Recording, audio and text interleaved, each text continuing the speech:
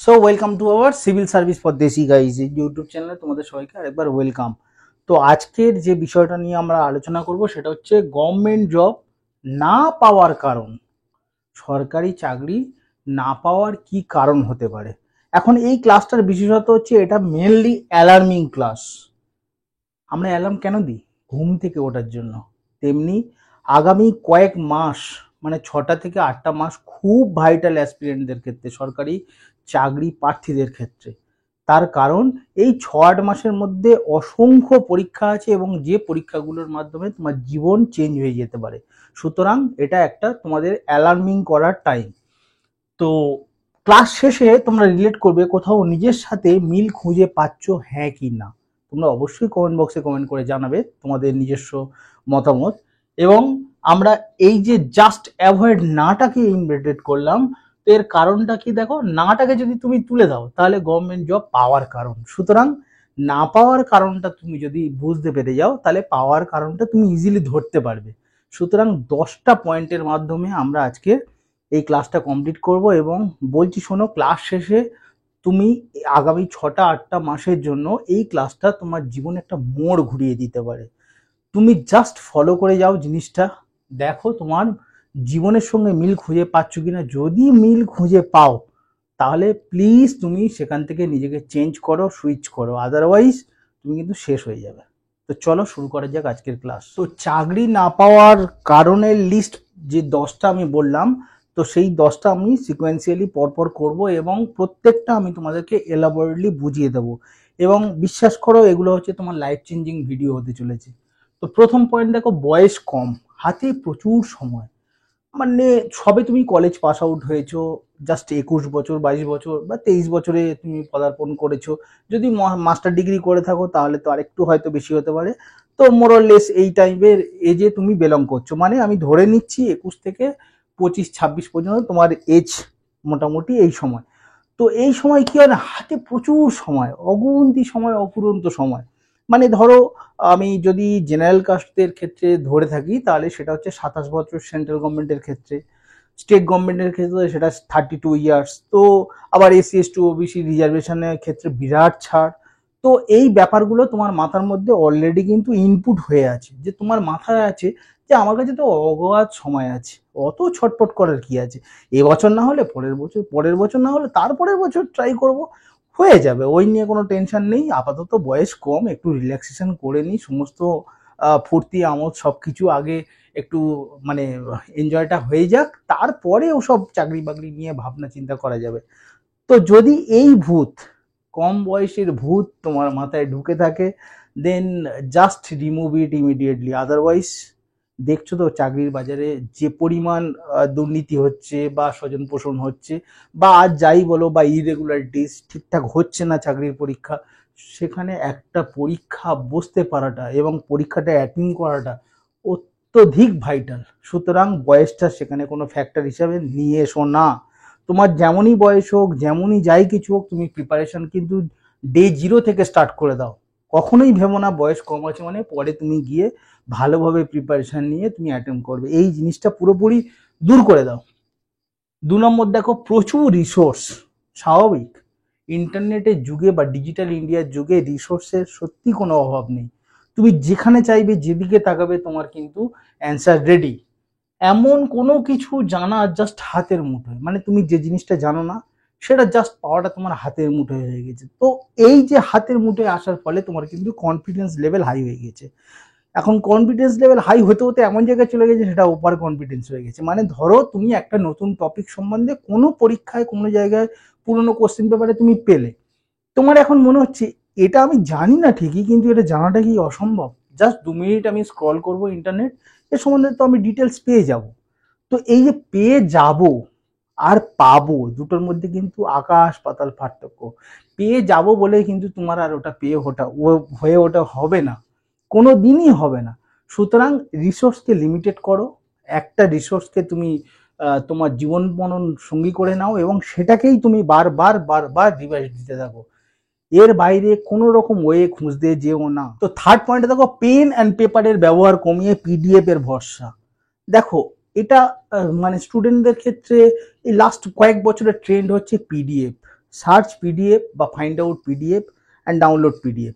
এই তিনটের বাইরে সত্যি মানে স্টুডেন্টরা কিন্তু কম হাঁটতে চাইছে। তার কারণ কি, রেডিমেড কনসাইজ নোট খোঁজার একটা মানসিকতা বা প্রবণতা কিন্তু সমস্ত অ্যাসপিরেন্টদের ক্ষেত্রে তৈরি হয়েছে। তো এর ফলে কি হয়েছে, আলটিমেটলি পেন অ্যান্ড পেপারের ব্যবহার কিন্তু প্রায় নেই বললে চলে। কিন্তু তুমি ভালো করে ভেবে বলো তো, পিএসসি পশ্চিমবঙ্গের যে যতগুলো পরীক্ষা কন্ডাক্ট করে থাকে সেখানে কি টিল টুডে পেন পেপার ছাড়া তুমি কোয়ালিফাই করতে পারবে, বা তুমি একটা গভর্নমেন্ট জব পাওয়ার কি অধিকারী হতে পারবে পেন পেপার ছাড়া? তো পেন পেপারের ব্যবহার কিন্তু অতিমাত্রায় জরুরি। তার কারণ তুমি একটা জিনিস খেয়াল করে দেখবে, যদি পেন পেপার তুমি দিনের পর দিন ব্যবহার নাই করে থাকো না, নিজের সিগনেচারটাও 6 মাস পরে করতে গিয়ে হাতের আঙুল কেঁপে যাবে। এটা নর্মাল সেন্সের নিয়ম। তোমার নিজের সিগনেচার করতে গিয়েও তোমার হাত কাঁপবে 6 মাস পরে।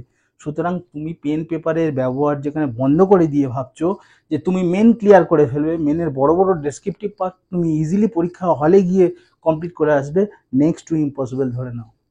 তো 4 নম্বরটা দেখো, মাথার মধ্যে করাপশনের ভূত। দেখো, করাপশন তো প্রত্যেকটা পরীক্ষায় হচ্ছে, এটা নিয়ে সিএসডিজিও তোমাদেরকে কোনোভাবে না বলছে না। করাপশন আগেও ছিল, এখনো আছে, ফিউচারেও থাকবে আশা করা যায়। যতই তুমি রুলস রেগুলেশন অ্যাপ্লিকেবল করো, যাই করো, করাপশন, ভরণ পোষণ এসব ছিল, স্বজন পোষণ এগুলো পরীক্ষায় ছিল। এবার সেটা হয়তো কম বেশি। দেখো, আমি ওই সমস্ত কোনো রকম মানে তর্ক বিতর্কে যেতে রাজি নই, কিন্তু এই যে ভূতটা তোমার মাথায় ঢুকে গিয়েছে না, যে সরকারি চাকরি মাত্রই করাপশন, তাহলে একটা কথা বলো তো, তুমি যখন এই ভূতটাকে অ্যাকসেপ্ট করে নিয়েছো, তুমি তাহলে ফর্ম ফিল আপ করলে কেন? তুমি ভালো মানে পোশাক পরিচ্ছন্ন পরে পরীক্ষার দিন ঠিক টাইমলি এক্সাম সেন্টারে যাচ্ছ কেন কষ্ট করে? তুমি এত এত টাকা দিয়ে খরচা করে বই কিনছো কেন, বা একটু ইউটিউব রিসার্চ করে তুমি পড়াশোনা কেন করছো? সময় নষ্ট তুমি কেন করছো যে জিনিসটার প্রতি তোমার বিশ্বাস নেই? তুমি জেনেই গিয়েছো যে একটা সরকারি চাকরি মাত্রই করাপশনের শিকার।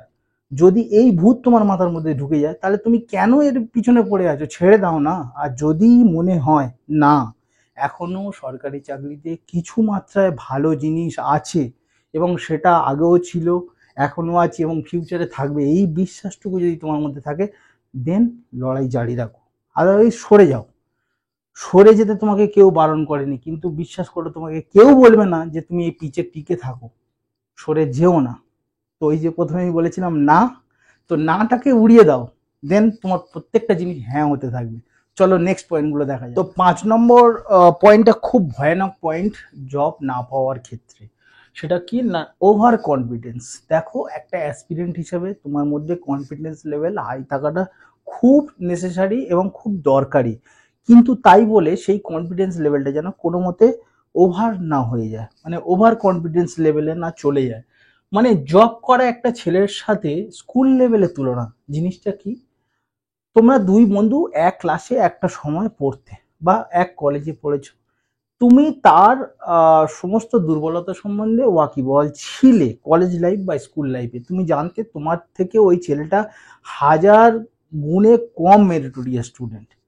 কিন্তু একটা জিনিস হচ্ছে, এই গভর্নমেন্ট জব প্রিপারেশনের প্ল্যাটফর্মটা এমনই না, তোমার একাডেমিক ব্যাকগ্রাউন্ডে কি ছিল এটা কোনো ম্যাটার করে না। জাস্ট ম্যাটার করে তুমি এই এক্সামের জন্য প্রিপারেশনটা যখন নেওয়া শুরু করলে, সেখান থেকে তোমার চড়াই উতরাই এটা কিন্তু নির্দিষ্ট হয়। সুতরাং স্কুল লাইফের ব্যাকগ্রাউন্ড দেখে কারোর বিচার করতে যেও না যে সে কেন গভর্নমেন্ট জবটা পেলো আর আমি কেন পেলাম না। এই তুলনা তুমি যতদিন টানতে থাকবে ততদিন তোমার মনকে কুড়ে কুড়ে খাবে, এবং তুমি ওই যত কম্পেয়ার করবে তত পিছিয়ে পড়বে। সুতরাং এইটা মনের মধ্যে নিয়ে এসো যে ওই ছেলেটা হয়তো আফটার গ্র্যাজুয়েশন বা আফটার মাস্টার ডিগ্রি সে হয়তো সরকারি চাকরির পিছনে প্রচণ্ডভাবে এফোর্ট দিয়েছিল, যার জন্য তার ফল হিসেবে সে একটা সরকারি চাকরি পেয়েছে। সুতরাং আমাকেও সেই এফোর্টটা দিতে হবে এবং লেগে পড়ে থাকতে হবে যাতে আমিও পাই। বাট তার প্রিপারেশনটাকে বা তার প্রস্তুতিটাকে কোনোভাবে আন্ডার এস্টিমেট করতে যেও না, তাতে নিজেরই আখেরে ক্ষতি হবে। 6 নম্বর দেখো, হাতে পর্যাপ্ত অর্থ। তো অর্থই তো অনর্থের মূল, এটা তো সবাই আমরা কম বেশি জানি। তোমার হাতে তুমি সে গভর্নমেন্ট প্রিপারেশন চলাকালীন যদি কোনোভাবে অর্থ উপার্জনের রাস্তা পেয়ে যাও, এবং সেটা পর্যাপ্ত পরিমাণে, এখন যে শুধু তুমি নিজে পরিশ্রম করে ইনকাম করছো তা না, ফ্যামিলিগতভাবে বা যাইভাবে হোক না কেন, তোমার কাছে যদি পর্যাপ্ত অর্থ একবার এসে যায় না, তো তখন অন্য সোর্স খোঁজার কিন্তু চিন্তা ভাবনা অনেকটা কমতে থাকে। মানে তুমি তো বুঝে গিয়েছো যে আমার হাতে তো কোনোভাবে একটা টাকা সোর্স অফ আর্নিং হচ্ছে, তো যদি গভর্নমেন্ট জব পাই তো ভালো, না পেলেও কোনো অসুবিধা নেই। এই যে কোনো অসুবিধা নেই সেই আবার ঘুরে ফিরে না, এই নায়ের প্রবণতা তুমি যতদিন না রিমুভ করতে পারবে তোমার কিন্তু গভর্নমেন্ট জব পাওয়াটা খুব চাপের। 7 নম্বর দেখো পারিবারিক সচ্ছলতা। দেখো প্রতিটা আহ, মানে মানুষই চায় তার পরিবার যেন সচ্ছল হয়। এটা একদম মানে ভগবানের কাছে সবার তো প্রার্থনা যে আমার পরিবার যেন সুখে স্বাচ্ছন্দ্যে থাকে, সচ্ছলভাবে থাকে। সচ্ছল পরিবার হওয়াটা কোনো দোষের নয়, কিন্তু কোন জায়গাটা দোষের, সেটা যদি তোমার একটা ঘিরে ধরে, সেই যে মানে পরিমণ্ডল বা সেই পরিবেশের যে আঙিনা, সেটা যদি তোমাকে একবার আচ্ছাদন করে রাখে, তাহলে কিন্তু সেখান থেকে তুমি বেরোতে পারবে না।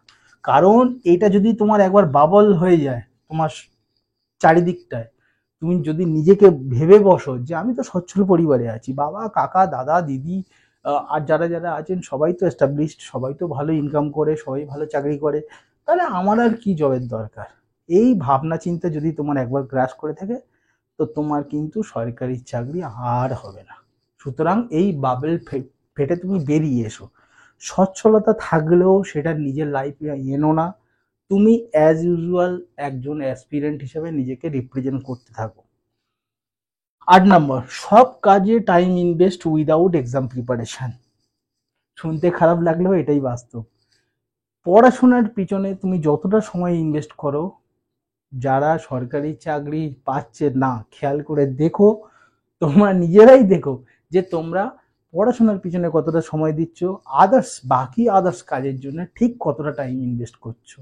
সুতরাং আবারও বলছিস না, ইনভেস্টটাকে তুমি পড়ার পিছনে লাগাও, বাকি কাজের পিছনে অবশ্যই লাগিও, সেটা যদি ইম্পর্টেন্ট হয়ে থাকে, এতটাই ইম্পর্টেন্ট হয়ে থাকে তুমি সেখানে টাইম ইনভেস্ট করবেই, কিন্তু সেটা একটা প্রপোর্শনালি, যতটা পড়াশোনায় করবে তার থেকে যেন সেটা কম হয়, এটা তোমার সবসময় মাথায় যেন থাকে। তো 9 নম্বরটা দেখো কম সময়ে সাফল্যকে ধরবার ইচ্ছা। এটা সবারই থাকে যে কিভাবে আমরা কম সময়ের মধ্যে সাফল্যের শীর্ষ চূড়ায় নিজেদেরকে দেখতে পাবো। তো এটা দেখো রাতারাতি কেউ সাফল্য পায় না, আগেও পায়নি, ভবিষ্যতেও পাবে না। সুতরাং সাফল্য যদি তোমাকে পেতে হয়, তো তোমার সাফল্যের পিছনে দৌড়তে হবে এবং দীর্ঘ পথ দৌড়াতে হবে। যতক্ষণ না তুমি হাঁপিয়ে যাচ্ছ, যতক্ষণ না তুমি ক্লান্ত হয়ে পড়ছো, ততক্ষণ পর্যন্ত তোমাকে সাফল্যের পিছনে ধাওয়া করতে হবে, তবেই না সাফল্য এসে তোমার কাছে ধরা দেবে। তুমি যদি সেখানে তাড়াতাড়ি পৌঁছাতে চাও, তাহলে ধরে নাও তুমি তাড়াতাড়ি পড়ে যাবে, সাফল্যে আর পৌঁছানো তোমার পক্ষে হবে না। তো সরকারি চাকরি না পাওয়ার মেন কারণ কিন্তু এটা, একটা বড় মেন কারণ, কম সময়ে সাফল্যকে ধরবার ইচ্ছা। মানে তুমি গ্র্যাজুয়েশন করেছো বা তুমি মাস্টার্স করেছো, তোমার ইমিডিয়েট একটা জবের দরকার, তো দেখো ইমিডিয়েট জব তো হাজার একটা হতে পারে, কিন্তু সেটা সরকারি চাকরি না। সরকারি চাকরি পেতে গেলে তোমার ধৈর্য পেশেন্স সব কিছু রাখতে হবে, সময় দিতে হবে, পিচে সোজা কথা টিকে থাকতে হবে, তবে রান আসবে। বুঝতে পেরেছো? যারা ক্রিকেট ভক্ত তারা এটা আরো ভালো বুঝবে যে পিচে টিকে থাকলেই কিন্তু রান আসে, পিচ ছেড়ে বেরিয়ে গেলে তাড়াহুড়োর মাথায় ভুল শট খেলে ফেললে তুমি কিন্তু গেলে। 10 নম্বরটা দেখো রাতারাতি বড়লোক হওয়ার ইচ্ছা প্রত্যেকের, শুধু যে জব অ্যাসপিরেন্টদের না, প্রত্যেকটা মানুষ হিউম্যান বিইংসের এটা একটা ইচ্ছা যে কত তাড়াতাড়ি আমি একটা হিউজ অ্যামাউন্টের বা বড় লোক হব। তো এই জিনিসটা অ্যাকচুয়ালি কি হয়, যারা বড় লোক হয় না তারাও একদিনে হয় না, আস্তে আস্তে আস্তে আস্তে আস্তে আস্তে তাদের ইনভেস্টমেন্ট জমাতে জমাতে জমাতে জমাতে তবে সে বড় লোকের পর্যায়ে পৌঁছায়। এবং খেয়াল করে দেখবে কোনো সরকারি কর্মচারী তার রিটায়ারমেন্টের পরে কিন্তু গরিব থাকে না। শুরুটা হয় হয়তো কোনো গরিব ছেলে বা গরিব বাড়ির মেয়ে, সে সরকারি চাকরিতে যোগদান করলো, যোগদানের দিনে কিন্তু সে গরিব থাকতেই পারে, গরিব হতেই পারে, কিন্তু এমন কাউকে তুমি দেখাতে পারবে না যে সরকারি চাকরি থেকে রিটায়ার করেছে গরিব অবস্থায়। বুঝতে পারছো? বড়লোক হতে গেলে সময় দিতে হয়, তো সময় দাও, পড়াশোনায় সময় দাও। তো সরকারি চাকরি না পাওয়ার কারণ না খুঁজে, পাওয়ার কারণটা তোমরা নিজেরাই খুঁজে পেলে এর মধ্যে থেকে, এটাকে কাজে লাগাও। 6টা 8টা মাস খুব ভাইটাল, প্রচুর পরীক্ষা, একের পর এক পরীক্ষা আমরা চাই। সিএসডিজির অসংখ্য ছেলে মেয়ে তোমরা যারা শুধু অ্যাপয়েন্টমেন্ট লেটার জন্য আমাদের কাছে পোস্ট করো।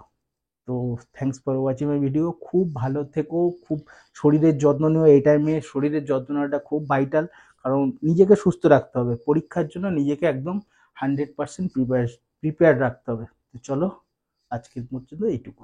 থ্যাঙ্কস।